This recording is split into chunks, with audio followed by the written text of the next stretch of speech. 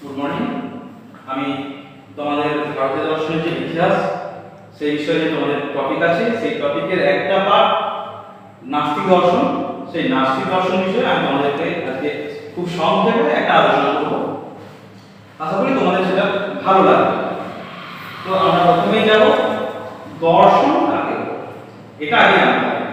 দেখ, সাধারণভাবে আমরা দর্শন বলতে দেখা বলতে গভীর জগতে যা কিছু দেখছি সেটা দর্শন।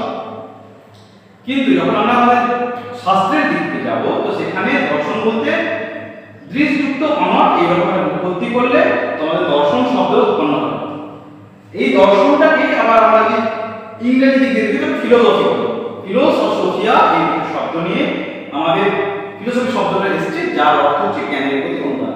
কিন্তু এই দিক থেকে আমরা দেখতে গেলে দর্শন শব্দের একটা পারিভাষিক অর্থ আমরা যেটা পাই তা হচ্ছে জগৎ ও জীবনের একটা সমগ্র উপলব্ধি। এই দর্শনকে আমরা দুটো ভাগে ভাগ করতে পারি। প্রথম হচ্ছে ভারতীয় দর্শন আর দ্বিতীয় হচ্ছে পাশ্চাত্য দর্শন। পাশ্চাত্য দর্শন হচ্ছে বিদেশে, আর ভারতীয় দর্শন হচ্ছে আমাদের ভারতীয় জ্ঞান পরম্পরায় যে দর্শন সেটা হচ্ছে ভারতীয় দর্শন।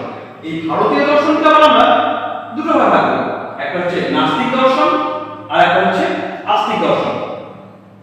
নাস্তিক দর্শন বলতে সাধারণত যারা বেদের প্রামাণ্য মানে না, বিশ্বাস করে না, তারা নাস্তিক দর্শনের মধ্যে পড়ে। আর আস্তিক দর্শনের মধ্যে পড়ে যারা বেদের প্রামাণ্যকে স্বীকার করে, তারা আস্তিক দর্শনের মধ্যে পড়ে। এই আস্তিক আর নাস্তিক মিলিয়ে সমগ্র দর্শনটাকে দেখি তার আমরা মোটামুটি 9টা দর্শন, এবং তার মধ্যে 4 ভাগ বৌদ্ধ জৈন। এই দিক থেকে আমরা বলবো নাস্তিক দর্শন, আর সাংখ্য যোগ ন্যায় বৈশেষিক পূর্বমীমাংসা আর উত্তর মীমাংসা, এই 6টা হচ্ছে আমাদের আস্তিক দর্শন। উত্তর মীমাংসাকে আমরা বেদান্ত বলে থাকি। তো আমাদের আজকে আলোচ্য বিষয় আস্তিক দর্শন নয়, আমাদের আলোচ্য বিষয় নাস্তিক দর্শন। নাস্তিক দর্শনটা আলোচনা করতে গেলে প্রথমেই আমরা যে দর্শনের কথা জানবো সেটা হচ্ছে চারবাক দর্শন। চারবাক দর্শন, চারবাক শব্দটা এসেছে চারু আর বাক, এই দুটো শব্দ নিয়ে এবং চারবাক শব্দ হয়। চারু শব্দ হচ্ছে সুন্দর, আর বাক শব্দ হচ্ছে কথা, অর্থাৎ যারা খুব সুন্দরভাবে বাক বলতে পারি তাদেরকে আমরা চারবাক বলি। চারবাক অর্থাৎ খুব সুন্দরভাবে বলতে পারি। এই চারবাক দর্শনে অনেক গ্রন্থ আমরা ঠিকঠাক সেরকম পাই না, কিন্তু তার মধ্যে প্রামাণিক গ্রন্থ আমরা পাই, সেটা হচ্ছে তত্ত্ব পল্লব সিংহ। এটা জয়রাশি ভট্টের রচিত, এবং এটাকে এখন আপাতত একমাত্র প্রাপ্ততম গ্রন্থ বলে আমরা মেনে নিয়েছি। যদিও এই দর্শনের প্রবর্তক হলেন দেবগুরু বৈষ্ণব। এই দর্শনের কয়েকটা অপর নাম আছে, যেমন হচ্ছে দেহাত্মবাদী দর্শন, প্রাণাত্মবাদী দর্শন আর জড়বাদী দর্শন। প্রত্যেক দর্শনে কিন্তু প্রমাণের কথা স্বীকার করছে। সেখানে চারবাক দর্শনের মতে প্রমাণ একটি প্রমাণ, সেটা হচ্ছে প্রত্যক্ষ প্রমাণ। এই প্রত্যক্ষ প্রমাণ অর্থাৎ তারা যা দেখতে পায় সেটাই তারা বিশ্বাস করে। এই চোখে দেখলো যেটা সেটাই বিশ্বাস করে, বাইরে কিছু আছে কি নেই সেই সবই তারা কিন্তু বিশ্বাস করে না। তাই তাদের কাছে যা আছে সেটাই প্রমাণ। অর্থাৎ আমি যখন বেঁচে আছি, আমার দেহে যা কিছু আছে আমি দেখতে পাচ্ছি, আমি খাচ্ছি, আমি চলছি, এটাই হচ্ছে আমার প্রমাণ, এর থেকে বেশি কিছু নেই। আর এটার কথা হচ্ছে যে চৈতন্য বিশিষ্ট দেহটা হচ্ছে আত্মা, মানে এই যে দেহটা, এই দেহটাই আত্মা, এর বাইরে কিছু নেই। তাদের বেশ কয়েকটা মত আছে। তাদের মধ্যে হচ্ছে আত্মা বা ঈশ্বরের ধারণা সম্পূর্ণ কাল্পনিক ও উদ্দেশ্য প্রণীত, এটা তারা বলে। যদিও চারবাক দর্শনের সঙ্গে যখন যদি আমরা ভারতীয় দর্শনে নাস্তিক আর আস্তিক যদি যাই, তখন বিরাট বড় ডিবেট হবে। তো এখন আমরা ওই দিকে আমরা শুধু চারবাকের মতটা আমরা শুনবো, এবং পরে যখন আমরা আবার যাবো আস্তিকের দিকে যাবো, তখন দুটো ডিবেট দিতে আমরা আলোচনা করতে পারবো। এখন শুধু সংক্ষেপে আমরা শুধু জানি এখানে চতুর্ভূতের কথা স্বীকার করা হচ্ছে। অর্থাৎ চারবাক দর্শনে 4টে ভূত বলা হয়েছে: ক্ষিতি, অপ, তেজ, মরুত। ক্ষিতি মানে পৃথিবী, অপ মানে জল, তেজ মানে সূর্য, আর মরুত মানে বায়ু। আর একটা আছে ব্যোম, যেটা বলা হয় আকাশ। এই 5টা নিয়ে পঞ্চমহাভূত, কিন্তু চারবাক দর্শনে এই ব্যোমকে স্বীকার করা হয় না। তাদের মধ্যে 4টে: ক্ষিতি, অপ, তেজ আর মরুত। এই চৈতন্য এই জড় ভূতের সৃষ্টি, অর্থাৎ আমাদের যে যা কিছু দেখছো সব বলছে এই ক্ষিতি, অপ, তেজ, মরুত, এই কিছুগুলো নিয়েই আমাদের এই যে চৈতন্য বা দেহ এটাই সৃষ্টি হয়েছে। সুখ লাভ এই জীবনের চরম। এরা বলে যে যাবজ্জীবের সুখম জীবের ঋণম বৃত্ত বিতর্ক। ওরা খুব সুন্দর কথা আছে, হ্যাঁ। অর্থাৎ যতদিন আমরা বাঁচবো ততদিন আমরা সুখে বাঁচবো, প্রয়োজন আমরা ঋণ করে দিব, এরপর কথা শোনা যায়। অর্থাৎ ওরা এই যে চৈতন্য সৃষ্টি এই যে দেহটা, এই দেহটা ভোগ করতে চায়, তাই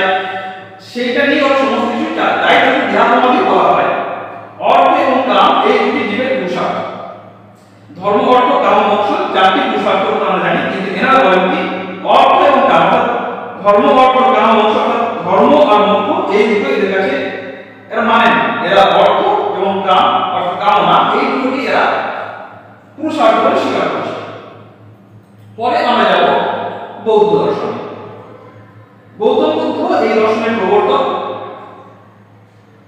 আনুমানিক খ্রিস্টপূর্ব ৬ষ্ঠ শতক বলে মনে করা হয়। একটা কথা বলে রাখি, এখানে যে সময়কালটা দেওয়া হয় আমাদের সংস্কৃত সাহিত্যে বা সংস্কৃত জগতে, সেখানে সময়কালটা খুব একটা ইম্পর্টেন্ট ব্যাপার। সেখানে আমরা পার্টিকুলারলি কোনো ডেট বলতে পারি না, তার জন্য আমরা সবসময় আনুমানিক শব্দটা প্রয়োগ করি। আমি তোমাদেরকে বলবো তোমরাও আনুমানিক শব্দটা প্রয়োগ করবে, কারণ অ্যাকচুয়াল কোন ডেটটা আমরা জানি না এবং সেটা নিয়ে হয়তো অনেক তর্ক বিতর্ক হয়ে যাবে। তো সেই জন্য আমরা সবসময় আনুমানিক একটা কথা প্রয়োগ করে থাকি। এখানে সেই রকমই আমি আনুমানিক খ্রিস্টপূর্ব ৬ষ্ঠ শতক বলেছি। এই বৌদ্ধ সম্প্রদায়টা হিনজান আর মহাযান এই দুটো ভাগে ভাগ করা। তার আগে গৌতম বুদ্ধ সম্পর্কে বলতে গেলে অনেক একটা ব্যাপার, এটা আমরা পরে একটা আলোচনা করব গৌতম বুদ্ধ বিষয়ে। এখন তার যে বৌদ্ধ দর্শন, সেই বৌদ্ধ দর্শনের বিষয় নিয়ে আমি একটু আলোচনা করি। হিনজান আর মহাযান এই দুটো হচ্ছে এর প্রধান ভাগ। তার হিনজানকে বলা হয় বস্তুবাদী আর মহাযানকে বলা হয় ভাব।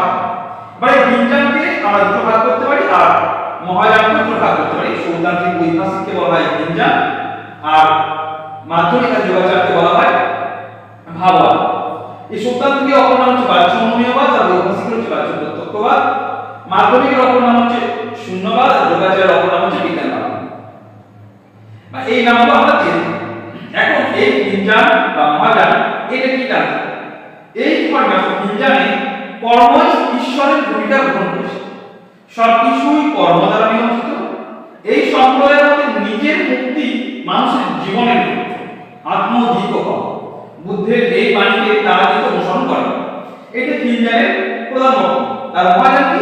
মহাযানের মধ্যে অপরকে মুক্তির জন্য সেবা করা। আমি যত্ন করবো, আমি তোমাকে হেল্প করবো, এইটা হচ্ছে মহাযানের একটা ব্যাপার। এবার এই বৌদ্ধ দর্শনে এত কিছুর মূলে যেটা আছে সেটা হচ্ছে মূল গ্রন্থ, প্রামাণিক গ্রন্থ। সেই প্রামাণিক গ্রন্থটার নাম হচ্ছে ত্রিপিটক। ত্রিপিটককে তিনটে ভাগে ভাগ করা যায়, একটা বিনয় পিটক, একটা সূত্র পিটক, একটা অভিধর্ম পিটক। প্রত্যেক দর্শনের মধ্যে এই দর্শন প্রমাণ স্বীকার করেছেন, কিন্তু এদের মধ্যে প্রমাণ হচ্ছে দুটো, একটা প্রত্যক্ষ প্রমাণ আর একটা অনুমান প্রমাণ। প্রত্যক্ষ প্রমাণকে আমরা দুটো ভাগে ভাগ করতে পারি, বিকল্প একটা সবিকল্প। একই রকম ভাবে স্বার্থানুমান আর পরার্থানুমান এই দুটো দিয়ে আমরা অনুমানকে ভাগ করতে পারি। এদের মূল ব্যাপার যেটা হচ্ছে সেটা হচ্ছে আর্য সত্য চতুষ্কয়, অর্থাৎ চারটি এনারা পথ বলেছেন, সেই চারটেতেই সমস্ত কিছু তাদের লুকিয়ে রয়েছে। অর্থাৎ বৌদ্ধ দর্শনের সমস্ত কিছু এই আর্য সত্য চতুষ্কয়ের মধ্যেই রয়েছে। কি কি সেই চারটে? দুঃখ, দুঃখ সমুদয়, দুঃখ নিরোধ আর দুঃখ নিরোধন। অর্থাৎ দুঃখ থাকবে, আমরা প্রত্যেকটা মানুষের জীবনে দুঃখ আছে, দুঃখ সমুদয় আছে, দুঃখ নিরোধ আছে। নিরোধ মানে দুঃখকে রোধ করার উপায়, আর সেই দুঃখকে রোধ করার উপায়ের জন্য পথ আছে, সেই পথ হচ্ছে মার্গ। সেই ৮টা মার্গকে বলা হয় অষ্টাঙ্গিক মার্গ। কি কি সেগুলো? সম্যক দৃষ্টি, সম্যক সংকল্প, সম্যক বাক, সম্যক কর্মান্ত, সম্যক আজীব, সম্যক জ্ঞান, সম্যক স্মৃতি এবং সম্যক সমাধি। এই ৮টা হচ্ছে অষ্টাঙ্গিক মার্গ। অর্থাৎ আমরা যদি গৌতম বুদ্ধের মত মেনে চলি এবং এই ৮টা পথকে অনুসরণ করতে পারি, তাহলে কিন্তু আমাদের পরকালে আমরা ঠিক রকম ভাবে যাবো এবং আমাদের মোক্ষ মুক্তি পর্যন্ত হতে পারে। এটা আমাদের বৌদ্ধ দর্শনের মত বা গৌতম বুদ্ধের মত আমরা বলতে পারি। এই দর্শনের বেশ কয়েকটা তাত্ত্বিক ব্যাপার আছে, যেগুলোর মধ্যে একটা হচ্ছে প্রতীত্ব সমুৎপাদবাদ, একটা কর্মবাদ আর একটা শাস্ত্রী। প্রতীত্ব সমুৎপাদবাদ বলতে বৌদ্ধ দর্শনে যে কার্যকারণ তত্ত্ব আছে সেটাকে প্রতীত্ব সমুৎপাদবাদ বলা হয়েছে। ইদম প্রতীত্ব প্রাপ্য ইদম সমুৎপদ্যতে, এই প্রকার যদি উৎপত্তি করা হয় তাহলে প্রতীত্ব সমুৎপাদবাদ শব্দটি উৎপন্ন হয়, নিষ্পন্ন হয়। একই রকম ভাবে কর্মবাদ, না ভুক্তম শিষ্যতে কর্ম, অর্থাৎ কর্মবাদ অনুযায়ী মানুষকে কৃতকর্মের ফল ভোগ করছে। অবশ্যই ভোক্তব্যম কৃতম কর্ম শুভাশুভম। আমরা আমাদের যাই করি না কেন, আমরা ভালো কাজ করলে আমরা ভালো ফল পাবো, এবং আমরা যারা খারাপ কাজ করি আমরা কি করব? খারাপ ফল পাবো, এবং তার জন্য আমাদের পরবারে গিয়ে সেটার জন্য আমাদেরকে ভোগ করতে হবে। ওটাই অর্থাৎ কর্মবাদ তারা স্বীকার করছেন। সেখানে মানুষের ভিন্নতার মূলে যে কর্মই দেয়, অর্থাৎ আমি দেখো যাই করি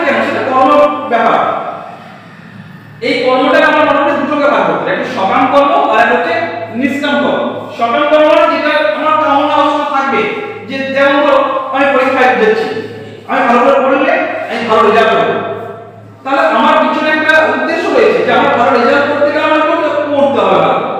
এই ব্যাপারটা এটা আমার সকাম কর্মের মধ্যে পেতে হবে। আর নিষ্কাম কর্ম মানে কি, যেটা তুমি কাজ করবে কিন্তু কোনো রকম কোনো ফলের আশা করবে না। হ্যাঁ, তার তুমি একদম তুমি পড়ে যাচ্ছ, তুমি ফার্স্ট হবে কি সেকেন্ড হবে কি থার্ড হবে এটা কোনো ফ্যাক্টর নয়, তুমি পড়ে যাও, তোমার একটাই কাজ, তার ফল কি হবে সেটা পরে দেখা যাবে। এটা হচ্ছে নিষ্কাম কর্ম।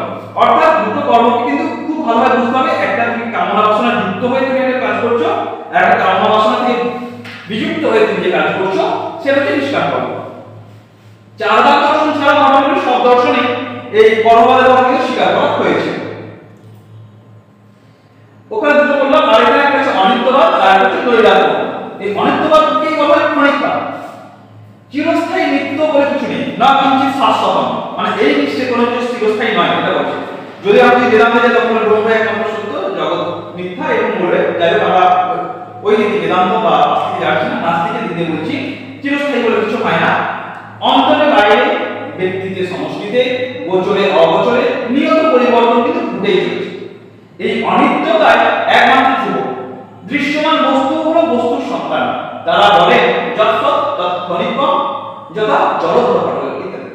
এই ক্ষণিকবাদের বিরুদ্ধে ন্যায়, বেদান্ত এবং জৈন সম্প্রদায় কিন্তু তীব্র প্রতিবাদ জানিয়েছে। যেখানে বলা বেদান্ত সম্প্রদায় বলছেন যে না ব্রহ্ম সত্য, তাছাড়া আর কিছু নেই। তাহলে এরা যে বলছেন না চিরস্থায়ী বলে কিছু নেই, তাহলে এদের মত যে ব্রহ্ম মিথ্যা, তাহলে জগতে সবকিছু মিথ্যা হয়ে যাবে।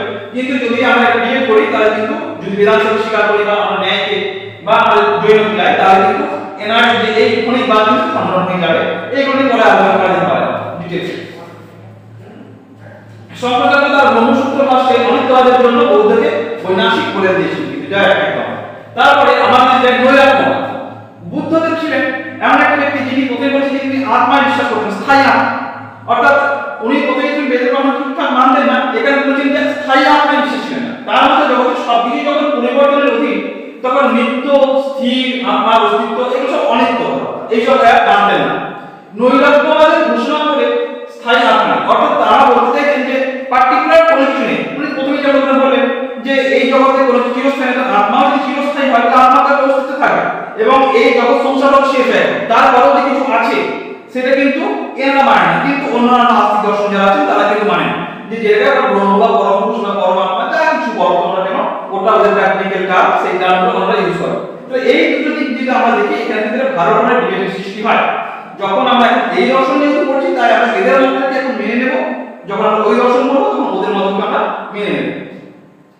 এদের আরেকটা ব্যাপার আছে সৌতান্ত্রিক আর বৈভাষিক। সৌতান্ত্রিক বলতে বাহ্য অনুমেয়, এটা হচ্ছে সূত্র বিরোধের উপর অধিক গুরুত্ব আরোপ করতেন, তাই তাদেরকে সৌতান্ত্রিক বলা হতো। তারা বাহ্য বিষয়ের অস্তিত্বে বিশ্বাসী ছিলেন, তাদের মধ্যে বস্তুর জ্ঞান নিরপেক্ষ স্বতন্ত্র অস্তিত্ব রয়েছে, তবে তা অনুমেয়, প্রত্যক্ষযোগ্য কিন্তু নয়।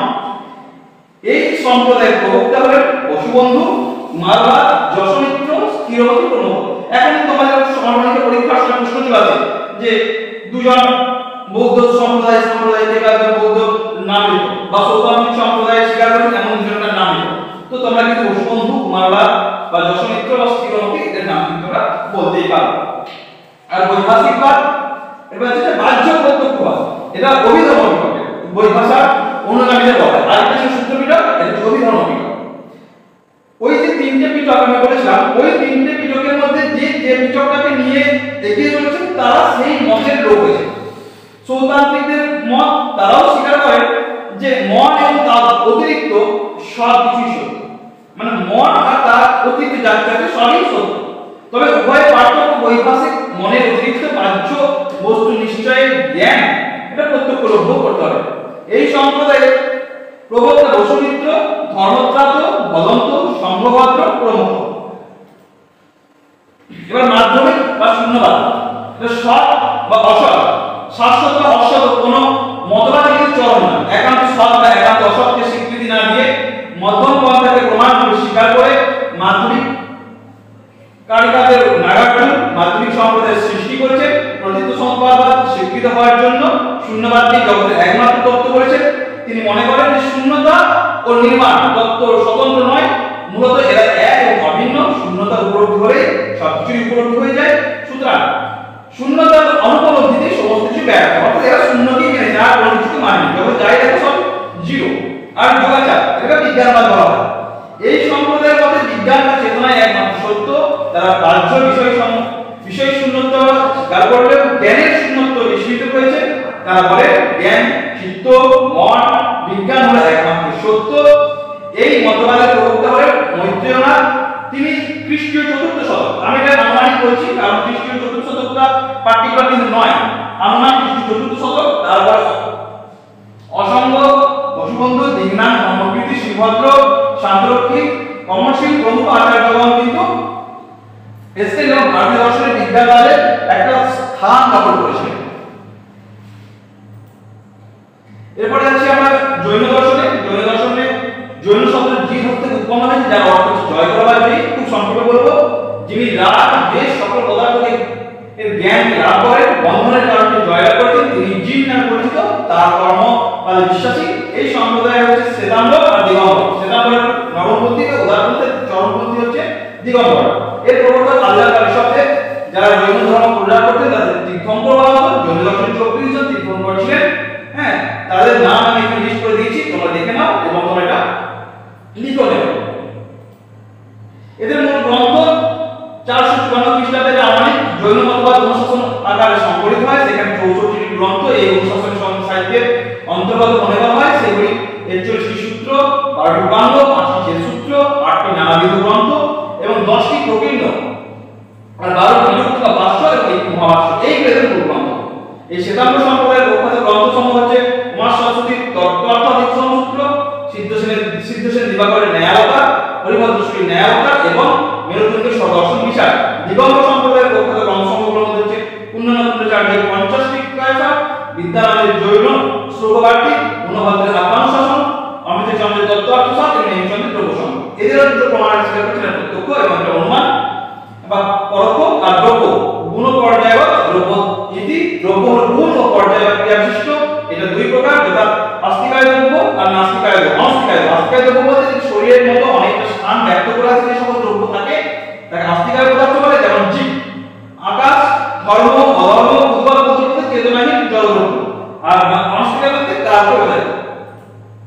জীবের যে এই যে আট প্রকার কর্মের প্রকৃতি থেকে এর উৎপত্তি হয়, সেগুলি হলো তোমার জ্ঞানাবরণীয় কর্ম, দর্শনাবরণীয় কর্ম, বেদবরণীয় কর্ম, মোহনীয় কর্ম, আয়ুষ কর্ম, নাম কর্ম, গোত্র কর্ম এবং অন্তরায় কর্ম। এই বন্ধন থেকে মুক্তির কথা বলেছেন। সেখানে মুক্তির উপায় হিসেবে তার ত্রিরত্নের কথা বলা হয়েছে। সেগুলি হলো সম্যক দর্শন, সম্যক জ্ঞান, সম্যক চিত্তের সম্মান, দর্শন এবং ত্রিপ্রাণী উল্লেখ করা। এদের পঞ্চ মহাব্রত আছে, সেগুলো হচ্ছে অহিংসা, সত্য, অস্তেয়, অপরিগ্রহ, ব্রহ্মচর্য। এগুলো আমরা ডিটেইলসে পরে ক্লাস আলোচনা করব, জাস্ট তোমরা ক্লাস করে দিই। স্যাটবাদ ও সত্যভঙ্গি নয়, কিন্তু যৌক্তিক মতবাদ আছে। স্যাটস্তিক, স্যাটনাস্তিক, স্যাটস্তিক নাস্তিক, স্যাট অবক্তব্যম, স্যাটস্তিক অবক্তব্যম, স্যাটনাস্তিক অবক্তব্যম, স্যাটস্তিক নাস্তিক অবক্তব্যম। এইগুলো ডিটেইলস আমি পরে ক্লাসে আমরা আলোচনা করে দেব। আর অনেকান্তবাদ বা তাত্ত্বিক মতবাদ, সেগুলো হচ্ছে অনেকান্ত শব্দের অর্থ হচ্ছে অনেক বিশিষ্ট বা বিকল্পাত্মক।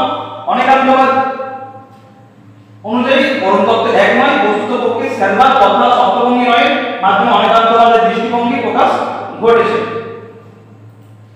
Thank you. এইটুকুটা খুব সংক্ষেপে বললাম। ওই যে বাকি আগের যে স্লাইড দেখলে ওগুলো পরের দিন আমি আরো ডিটেইলস আলোচনা করব। আজ এই পর্যন্ত।